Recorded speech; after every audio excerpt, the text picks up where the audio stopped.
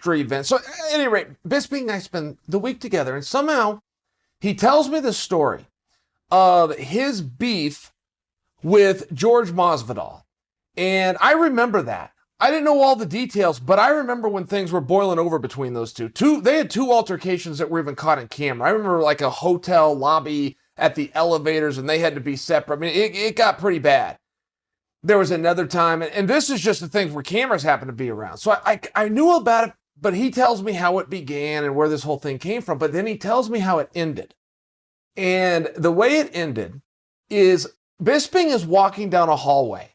I picture like a backstage, like an arena, but he's walking down a hallway, and he has 4 buddies with him, and they're all like his size. So 4 big guys plus 5 big guys.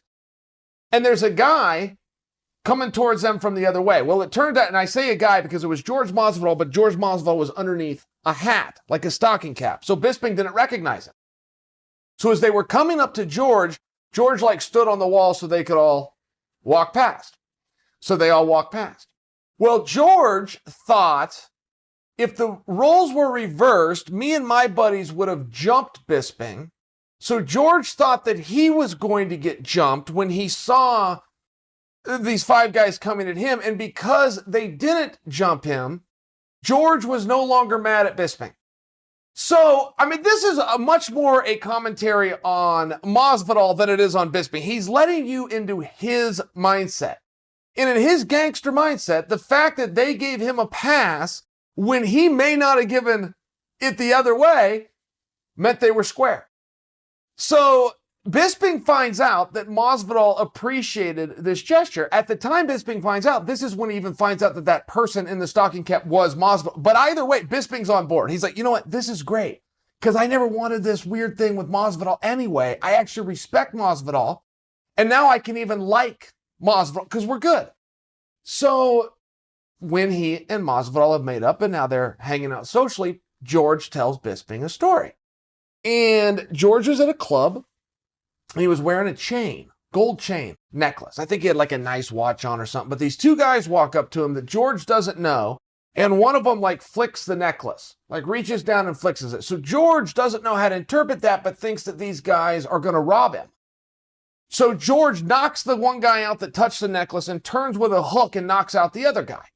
Now, if you ever hear a story about, I was at a club and I knocked 2 guys out with 2 punches, you've now met a liar. Except if that guy's Jorge Masvidal. So George knocks these 2 guys out and decides he's got to lay low while this scene is like unfolding. So he ducks into the bathroom. So when George goes into a bathroom, a guy comes in the bathroom right behind him. So in George's mind, he's like, well, I don't know if this guy that just came in the bathroom is with those 2 other guys. So George knocks that guy out. So the question becomes, George, why'd you knock the guy out in the bathroom? What if he wasn't with them? What if he had nothing to do with it at all? He was a patron and went to use the restroom. George said, I couldn't take the risk. That was the answer. I could not take the risk. So I go, okay, wait a second.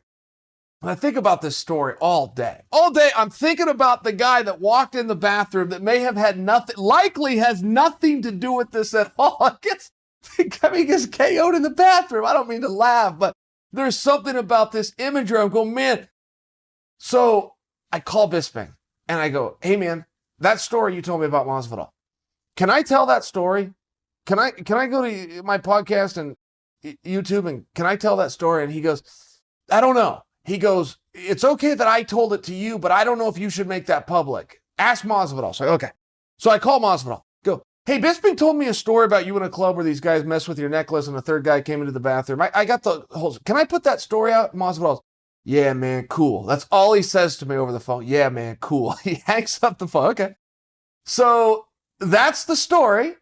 I think that it's very interesting, but I also think it lets you into the mind of Jorge Masvidal. I mean, look, this guy's as real as it gets. They can call him the BMF, or they could call him what Errol Hawani calls him, which is the RMS, the realest MF in the business. And this guy's got a code, and he lives by his code. And I would suggest if you're going to get into Masvidal's wheelhouse, you might want to learn what that code is so you don't overstep.